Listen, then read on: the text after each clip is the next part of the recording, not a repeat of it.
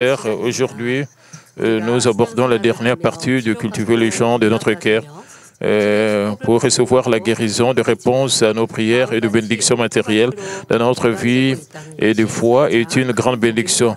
Mais la plus grande bénédiction est que notre champ du cœur soit cultivé et transformé en un bon sol. En cultivant notre cœur pour en faire un sol fertile, nous ressemblons de plus en plus au cœur du Seigneur. En plantant et en cultivant la bonté, l'amour et la vérité dans le sol et en portant des fruits abondants, nous pouvons ressembler au Seigneur. Dans la Bible, Jésus dit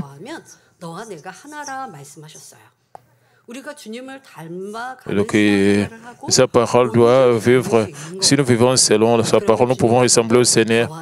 Nous pouvons complètement ressembler au Seigneur en vivant sur la parole de Dieu. C'est pour ça que Jésus dit,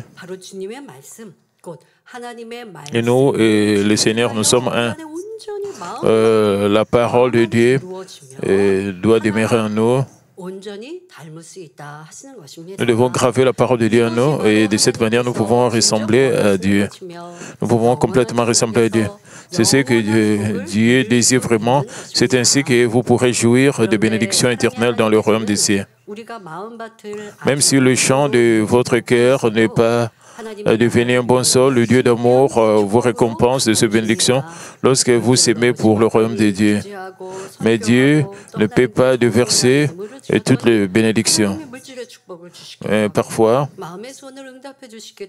quand vous offrez, vous donnez des offrandes, Dieu vous bénit 2 fois ou 3 fois. Parfois, nous recevons des bénédictions dans notre famille ou dans notre lieu de travail.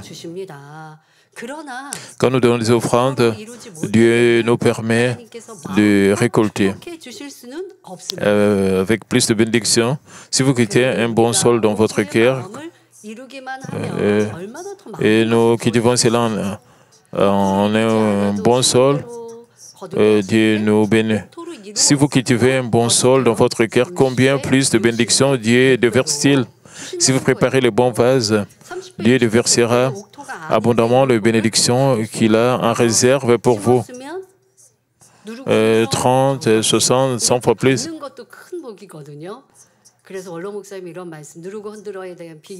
C'est une grande bénédiction si nous cultivons notre cœur en bon sol. Le berger disait toujours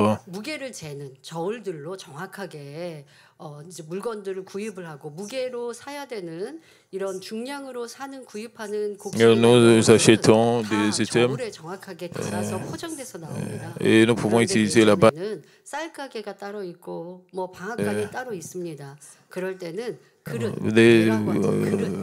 On vendait les choses par kilo, mais à l'époque, le berger disait on utilisait des balances manuelles, on plaçait des kilos. Quand les gens achetaient du riz, ici en Corée, on utilisait du riz, mais on CMP. Et sans bien vraiment utiliser la balance. Parce que si vous êtes CMP,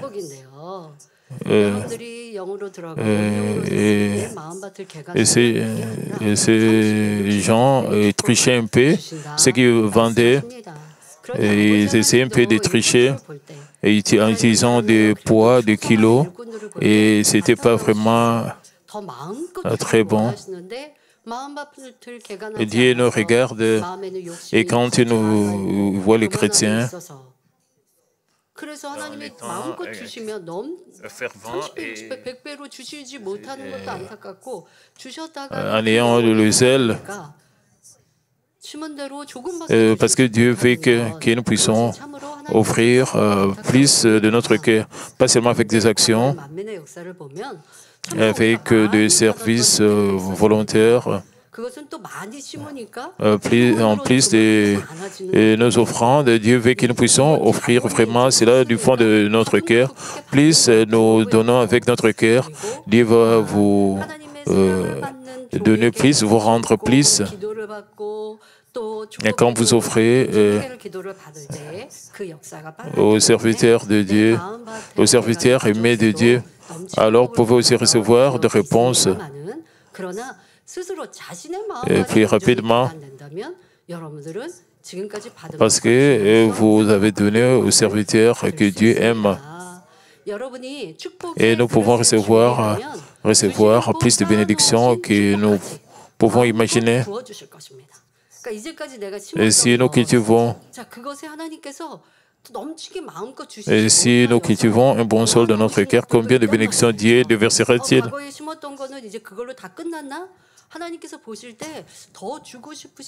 Et parfois nous voyons des chrétiens qui n'offrent pas de tout leur cœur, mais avec des barrières. Dieu se souvient de tout cela. Et si vous cultivez votre cœur en un bon sol, Dieu peut vous donner tout ce que vous avez sémé, 60, même 100 fois plus. Si vous préparez le bon sol, Dieu versera abondamment de bénédictions qu'il a réserve pour vous. J'ai pris au nom du Seigneur que vous cultiviez tous avec diligence le champ de votre cœur, afin que ce que vous avez sémé auparavant et que vous sémerez ensuite porte de fruits abondants et rigueur de témoignages de bénédictions. Nous aurons la retraite d'été dans 2 semaines et Dieu va vous bénir. Quand nous avons toujours de grands événements ou des événements spéciaux, parfois nous avons des gens qui vont à l'église. Vous pouvez recevoir des cadeaux lors du tirage au sort.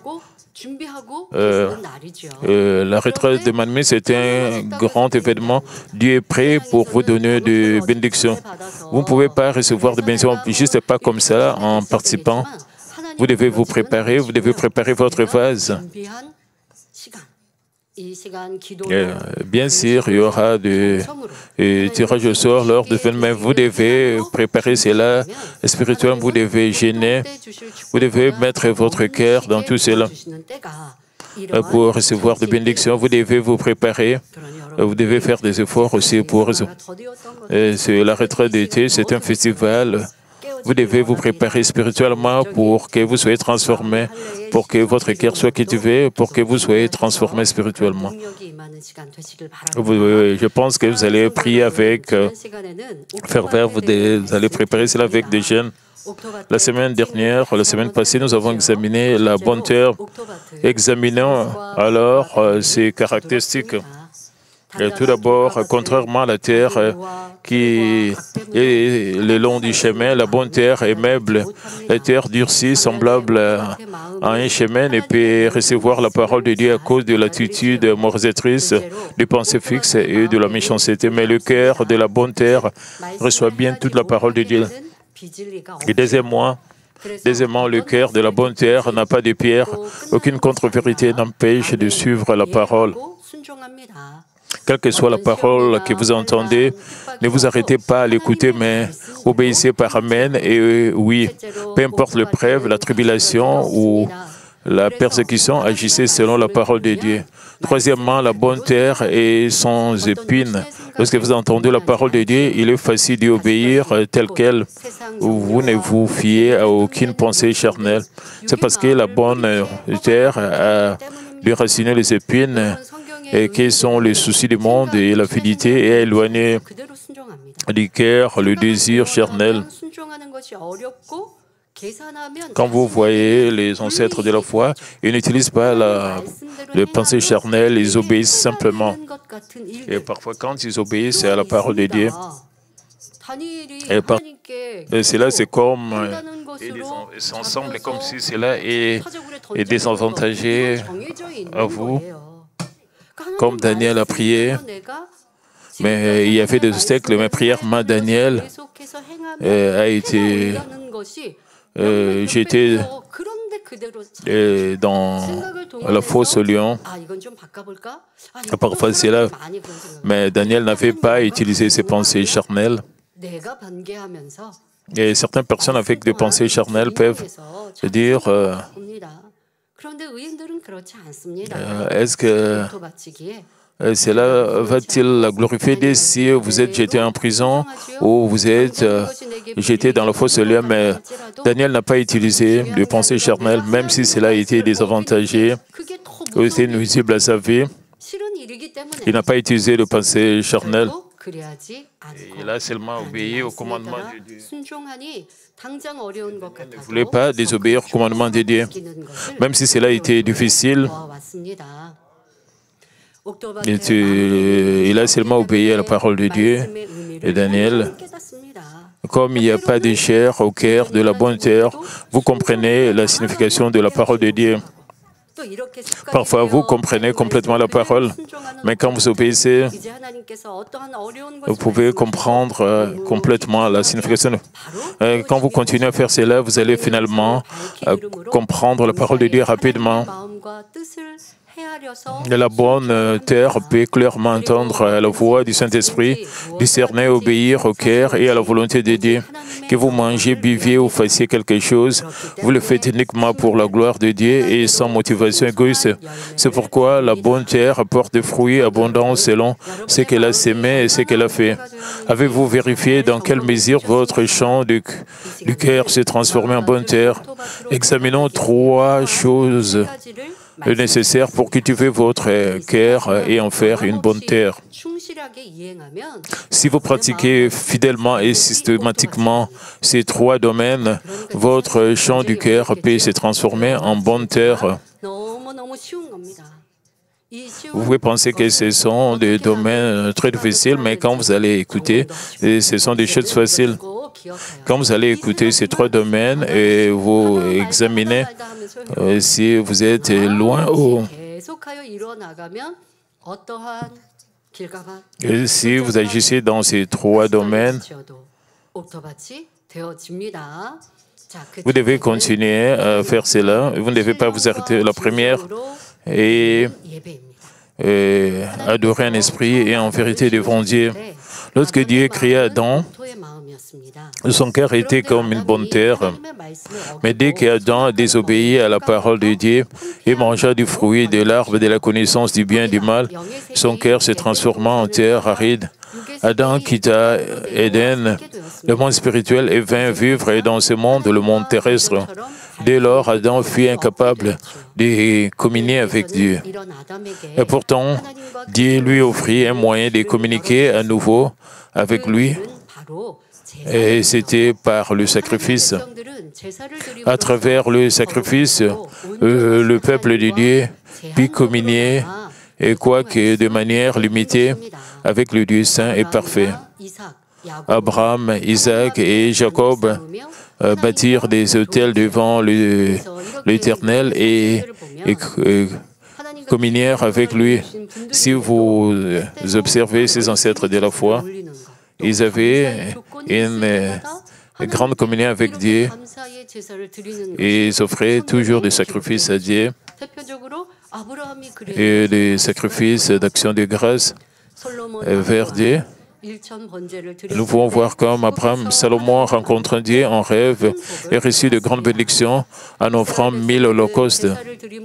Le peuple d'Israël fut purifié du péché qui entravait sa communion avec Dieu à travers les offrandes sacrificielles.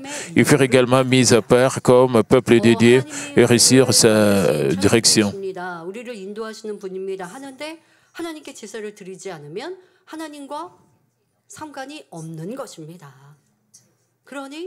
Et Dieu les a guidés.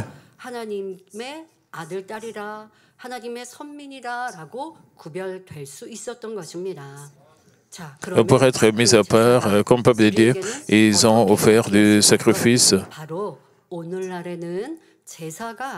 Aujourd'hui, nous n'offrons plus de sacrifices, mais nous rendons un culte. Jésus a parlé de la nouvelle forme des sacrifices, le culte comme suit. La première partie de Jean 4, 23 rapporte, mais l'heure vient, et elle est déjà venue, où les vrais adorateurs adoreront le Père en esprit et en vérité.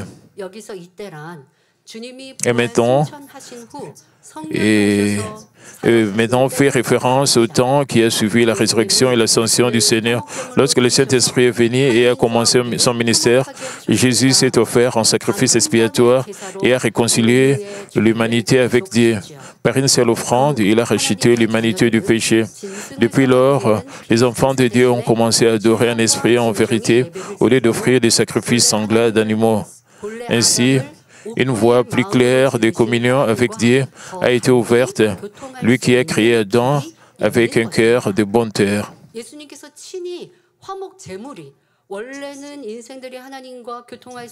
Et Jésus est devenu la victime expiatoire.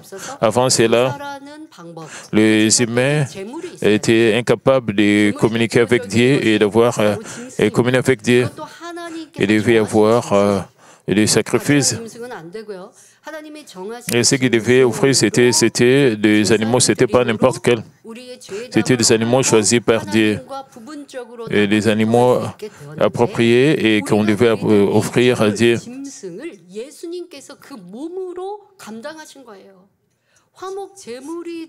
Et Jésus, notre Seigneur, est devenu la victime expiatoire pour devenir l'offrande, la victime expiatoire pour tous les êtres humains. Quand nous présentons devant Dieu et nous adorons en esprit et en vérité, nous pouvons recevoir les bénédictions de communiquer avec Dieu.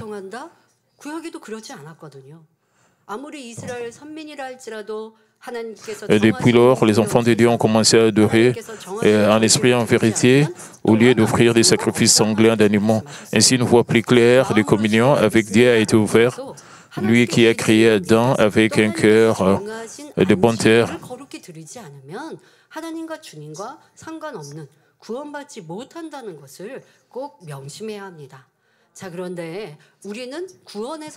C'est très important de réaliser qu'il y avait un événement spécial que les gens devaient offrir des sacrifices.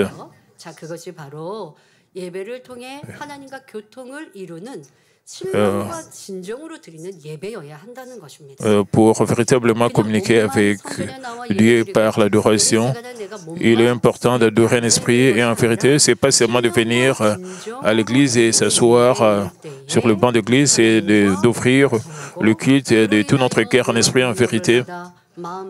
C'est de cette manière de recevoir la grâce et de bénédiction en cultivant notre chant de cœur.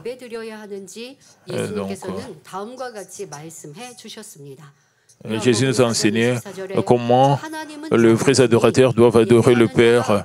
Jean 4, 24, Dieu est esprit, il faut que ceux qui l'adorent en esprit et en vérité. Dieu est esprit, vous ne pouvez communier avec lui que si vous l'adorez en esprit et en vérité. Adorer en esprit signifie adorer du fond du cœur avec le Saint-Esprit et qui habite en vous. Et adorer, et en vérité, c'est adorer de tout votre cœur, de toute votre force. Adorer en esprit, c'est avec le Saint-Esprit. Et adorer, donc cela signifie recevoir la parole de Dieu comme nourriture spirituelle sous l'inspiration et la plénitude du Saint-Esprit. Adorer en vérité signifie adorer de tout votre cœur, de toute votre âme, de tout votre esprit, de toute votre force. C'est offrir à chaque aspect de l'adoration, prière, louange, offrande, avec joie et le parfum de l'action de grâce d'un cœur qui aime vraiment Dieu. Vous pourrez alors rapidement retrouver un cœur de bonne terre à travers l'aide du Saint-Esprit.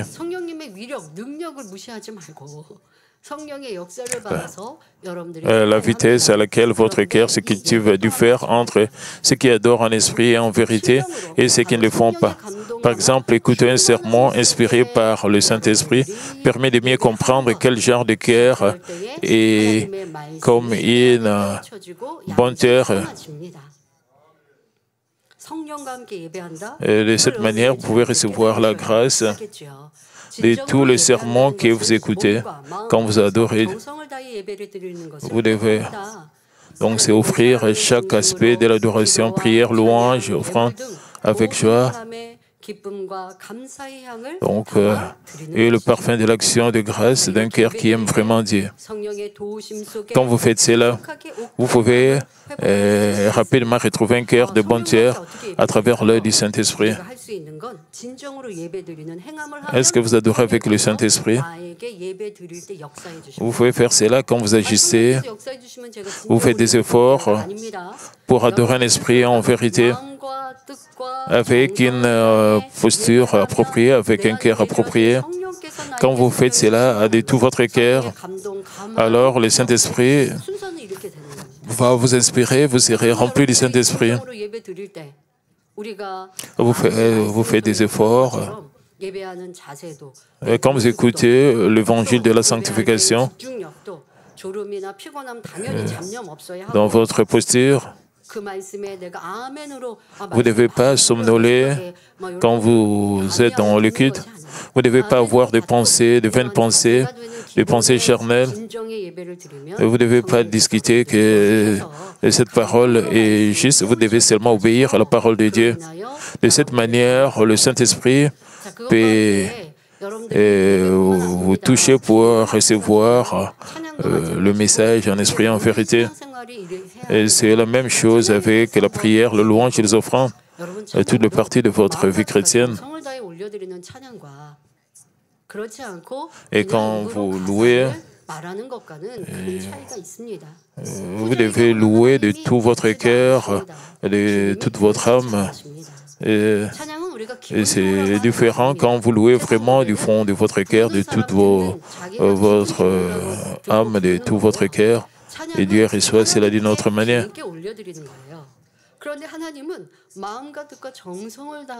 Les gens du monde, quand ils écoutent la musique, c'est différent quand vous louez Dieu. Quand vous louez Dieu, Dieu reçoit votre cœur. Même si vous n'êtes pas un très bon chanteur, Dieu accepte votre louange quand vous louez de tout votre cœur. Même si vous êtes un très bon chanteur, quand vous ne faites pas cela de tout votre cœur, Dieu ne va pas recevoir cela. Parce qu'il ne reçoit pas l'arôme de votre cœur, parce que juste parce que vous chantez bien, mais vous ne chantez pas du fond de votre cœur. Quand vous dites « Je t'aime Seigneur », c'est Dieu ne reçoit pas cela sans l'arôme de votre cœur. Certaines personnes versent des larmes quand ils louent. Dieu peut dire, je peux voir cela. Si vous faites cela semaine après semaine, mais vous menez une vie qui n'a rien à voir avec Dieu, qui vous menez votre vie dans le péché, même si vous versez de larmes dans les louanges, cela n'a rien à voir avec Dieu. Juste à cause du titre de la chanson de la louange et vous vivez dans le péché, Dieu ne veut pas recevoir vos louanges. Il y a des musiques qui vous touchent. Et vous recevez la paix et vous êtes très content. Il y a aussi certains types de musique qui peuvent vous donner la paix. Vous devez vraiment louer de tout votre cœur pour recevoir la force, pour vivre selon la force de Dieu, pour que vous puissiez rejeter le péché. Si vous ouvrez juste votre bouche pour louer sans l'arôme de votre cœur, cela ne va pas vers Dieu. Dieu n'aime pas cela. Vous devez vraiment louer de votre cœur. Nous aurons la compétition ou le festival de louange de Manmin et dans quelques semaines. Et ils offrent des louanges de tout leur cœur. Et quand les paroles disent « Je t'aime Seigneur », vous devez vraiment louer avec un cœur de repentance si vous ne vivez pas selon la parole de Dieu. Parce que vous devez vraiment louer Dieu du fond de votre cœur.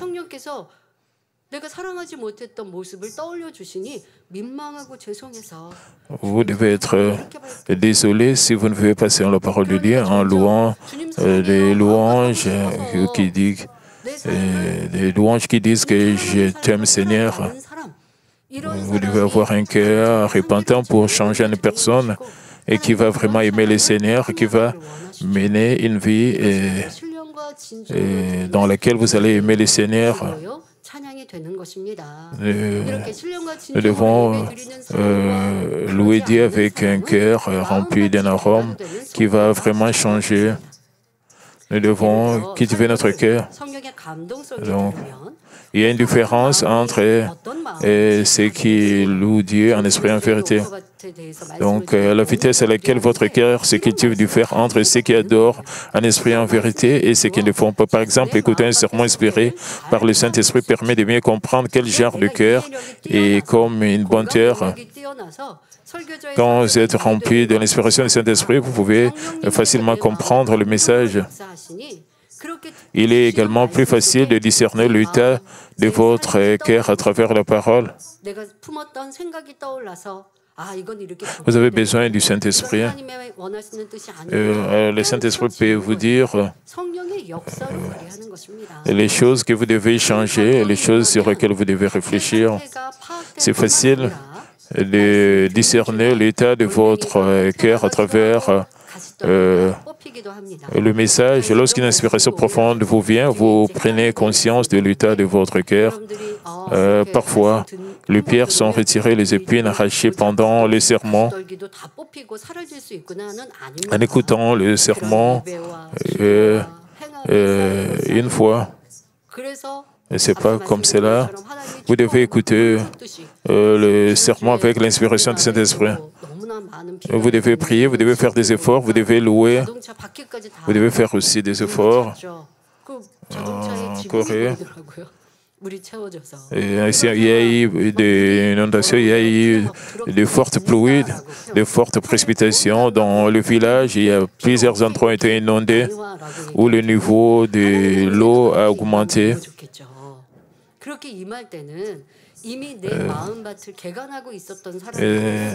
Si la grâce de Dieu était sur nous comme juste l'inondation, si nous sommes inondés de la grâce de Dieu, et si nous ne préparons pas nous-mêmes, et si nous ne ferons pas nos cultes en esprit et en vérité, nous adorons et juste comme cela.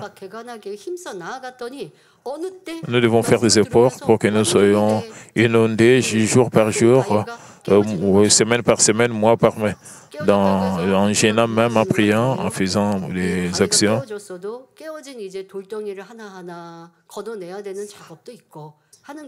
Il y aura des temps miraculeux.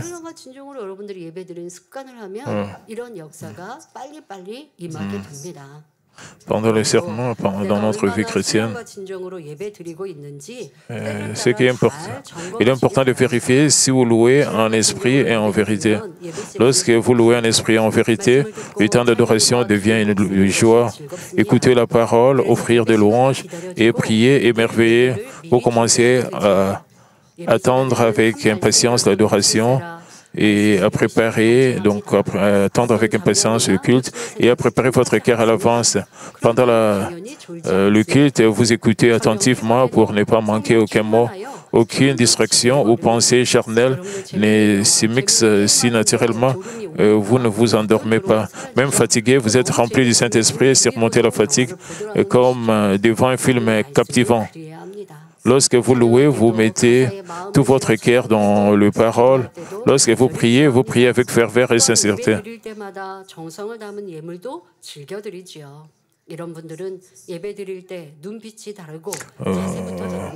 Vous offrez également des offrandes avec joie et sincérité à chaque culte.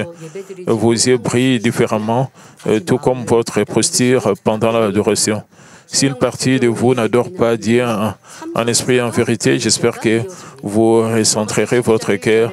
Ceux qui adorent en esprit et en vérité, et continuez également cette adoration de leur vie quotidienne. Romains 12, 1 déclare, offrez vos corps comme un sacrifice vivant, saint, agréable à Dieu, ce qui sera de vous votre part un culte raisonnable. Les gens offrent leur vie entière en sacrifice vivant. Lorsque vous adorez en esprit, en vérité, la parole que vous entendez est gravée dans votre cœur. Cette parole devient vivante et active. Elle vous vient à l'esprit tout au long de la journée, facilitant ainsi la mise en pratique de la parole. En vivant selon la parole, vous commencez à expérimenter sa puissance. Par l'adoration, vous êtes rempli du Saint-Esprit. Vivez chaque jour en offrant un parfum de joie et d'action de grâce. Votre chant du cœur ne peut être que cultivé. Il y a ces trois domaines que vous devez cultiver votre esprit. Ce sont les éléments de base de votre vie chrétienne.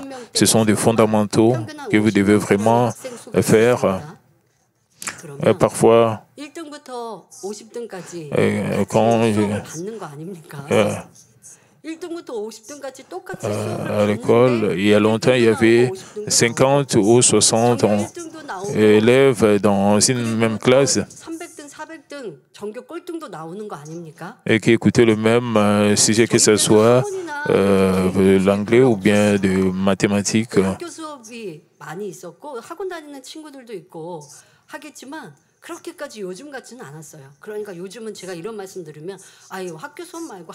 Et à cette époque-là, il n'y avait pas de cours supplémentaires il y a longtemps. Et quand je parle quand j'étais à l'école primaire, c'est que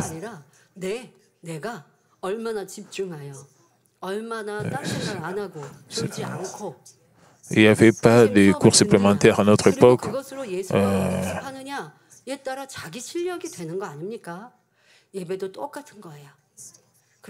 Donc,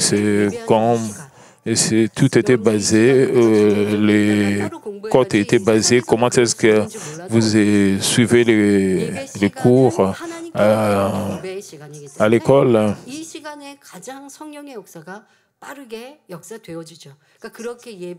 Et si vous ne vous concentrez pas pendant les cours, alors vous allez perdre. C'est la même chose dans l'Église. Vous devez vous concentrer quand vous adorez un esprit en vérité. Vous avez la capacité d'être rempli par le Saint-Esprit et de recevoir plus de grâce, et de recevoir plus d'inspiration, plus de raffinement. Quand j'étais à l'école,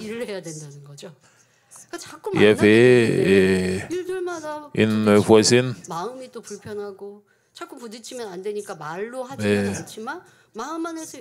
Je devais marcher avec elle, mais parfois il y avait des conflits, mais je devais le voir. Et j'étais inconfortable avec ces élèves. Parfois il y avait des conflits. Je devais prier.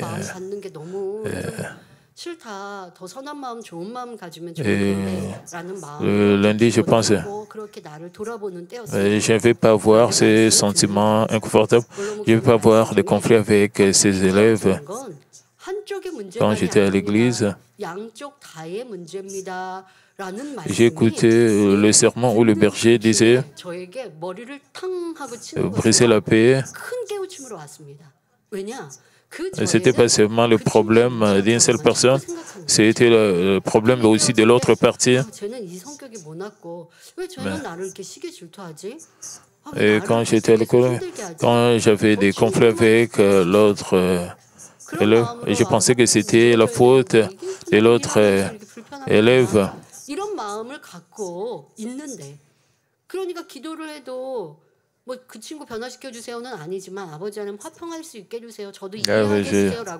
J'avais des pensées de sujet de l'autre personne.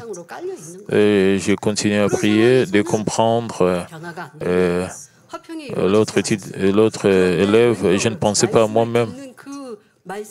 Et Dieu m'a permis de comprendre l'autre élève. Quand j'ai écouté le sermon du berger, j'ai reçu une révélation.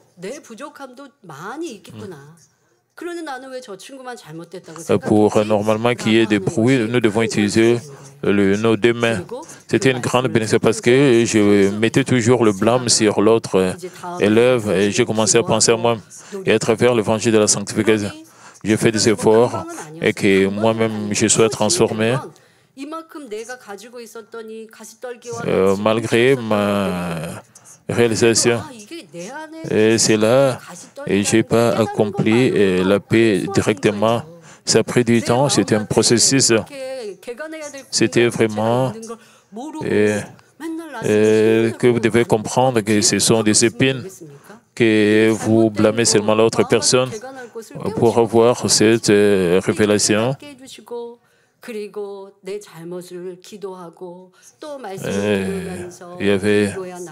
C'était une grande bénédiction.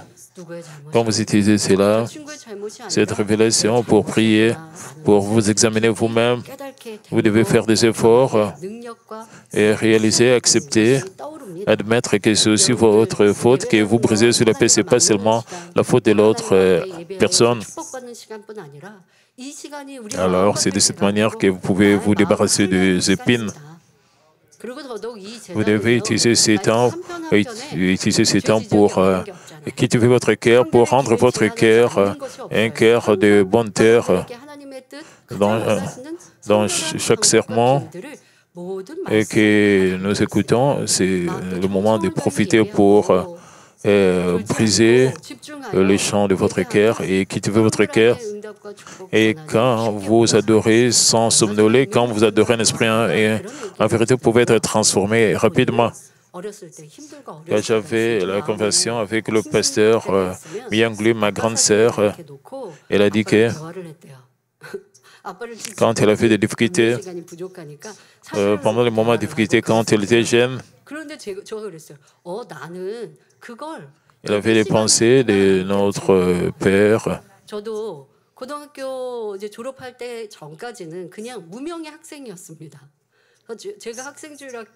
Et c'était pendant le moment du culte. Quand j'étais à l'école de dimanche, dans ces réunions, il y avait plusieurs enfants.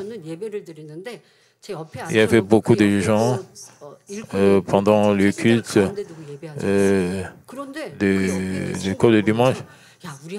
Les gens, d'autres ne savaient pas que j'étais la fille du docteur Joglu. Les gens qui étaient restés longtemps à l'église me connaissaient, mais les nouveaux ne me connaissaient pas. Et d'autres enseignants disaient, et nous avons la fille du docteur Joglu, mais ils ne savaient pas qui j'étais.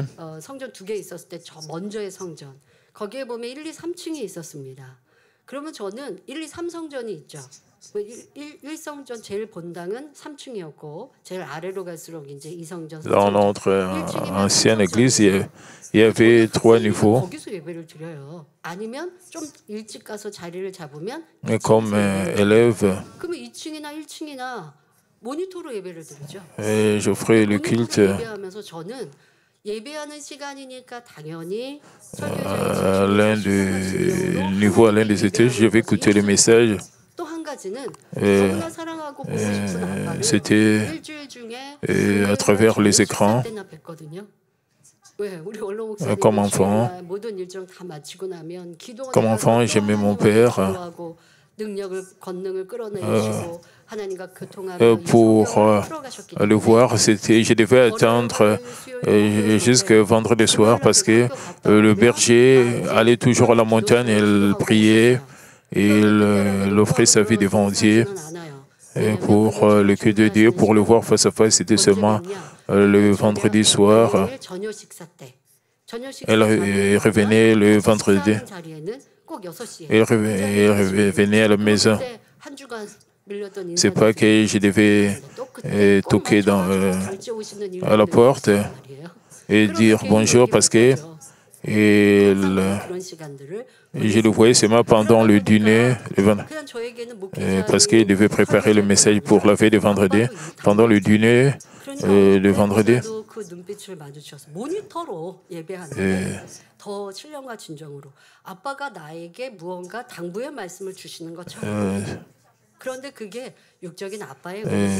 Je pouvais encore voir mon père seulement le dimanche, seulement à la télé. Ce n'était pas face à face parce que oui, je veux le voir à travers les écrans parce qu'on était dans une autre salle. Ce n'était pas dans la salle principale parce qu'on était à l'école le dimanche.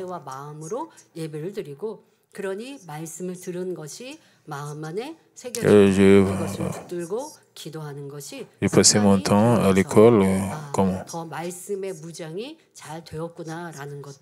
et le culte du dimanche était très précis. Alors je me suis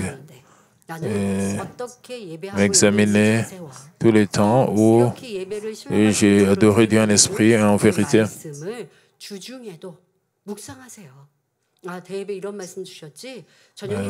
C'était de graver la parole de Dieu dans mon cœur.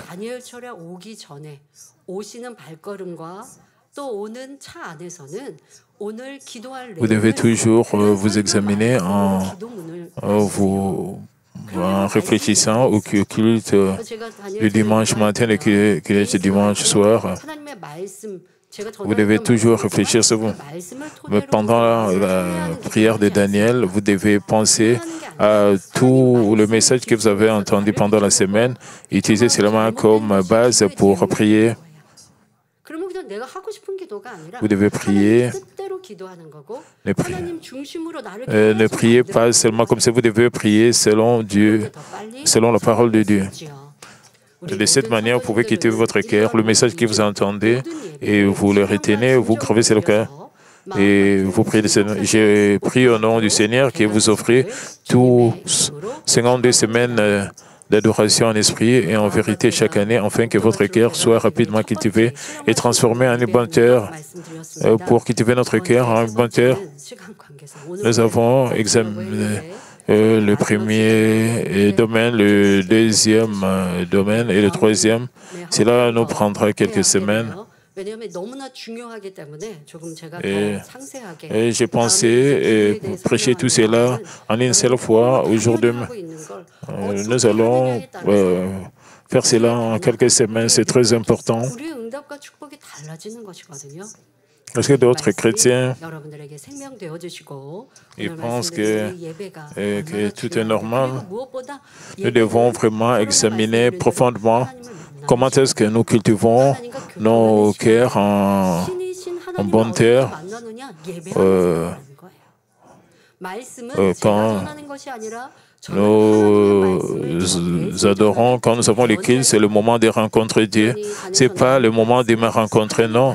C'est le moment de rencontrer Dieu.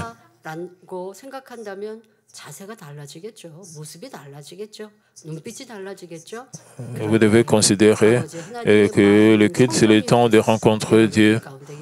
Alors, je pense que votre posture, même votre façon d'adorer Dieu va changer. Parce que vous adorez devant Dieu. Prions tous concernant ce message, cher Père Céleste. Merci. Aujourd'hui, nous avons parlé de comment cultiver notre cœur en bonne terre. Nous avons examiné le premier, adorer Dieu en esprit et en vérité. Père, nous adorons chaque jour, chaque semaine. Nous devons vraiment réfléchir sur nous et vérifier comment est-ce que nous t'adorons et comment est-ce que nous devons vraiment adorer en esprit et en vérité. Nous devons nous repentir si nous n'avons pas adoré en esprit et en vérité complètement pour que nous soyons changés, pour que nous devons offrir des efforts, pour que nous puissions t'adorer en esprit et en vérité de toute notre âme. J'ainsi prie au nom de Seigneur Christ. Amen. Maintenant, je veux prier pour les malades. Posez vos mains. Et si vous êtes malade, si vous partez malade, si vous n'êtes pas malade, posez vos mains sur votre cœur pour recevoir cette prière. Pour le Dieu de votre cœur, Père, Dieu, merci pour avoir été avec nous, avec tous nos membres. Père, pose ta main sur tous nos membres, qu'ils soient ici dans l'église ou dans leur maison ou en ligne. Père, pose ta main du pied jusqu'à la tête, que toutes sortes de maladies, infirmités et toutes sortes de maladies soient purifiées par le feu du Saint-Esprit. Père, fortifie-les, qu'ils soient parfaits, qu'ils soient guéris dans toutes leurs parties et toute le partie malade soit guéri. Et Père, que tout ce qui est douleur puisse disparaître et soyez purifiés et soyez guéris avec le feu du Saint-Esprit. Et Père, purifie-les, purifie toutes sortes de maladies, toutes sortes d'infirmités, et quelles que soient leurs maladies. Et Père, guéris nos yeux pour qu'ils puissent bien voir et qu'ils soient capables de bien entendre. Et Père, qu'ils bien utiliser nos mains, qu'il n'y ait pas de douleur en nous. Et Père, qui guérit toutes sortes de fractures, Père, soit avec nos étudiants, qu'ils puissent bien étudier, qu'ils puissent rencontrer de bons amis. S'il te plaît, protège nos sanctuaires, protège tous nos membres ici en Corée, même ceux qui sont à l'étranger. Et Père, soit avec nous, même la bonne semaine, que nous puissions avoir la paix, que nous puissions nous préparer avec des prières et des jeûnes pour la retraite d'été et qui aura lieu au début du mois d'août. Et Père, que nous puissions recevoir des bénédictions. Père, nous te remercions au nom de notre Seigneur Jésus-Christ, ainsi prié. Amen.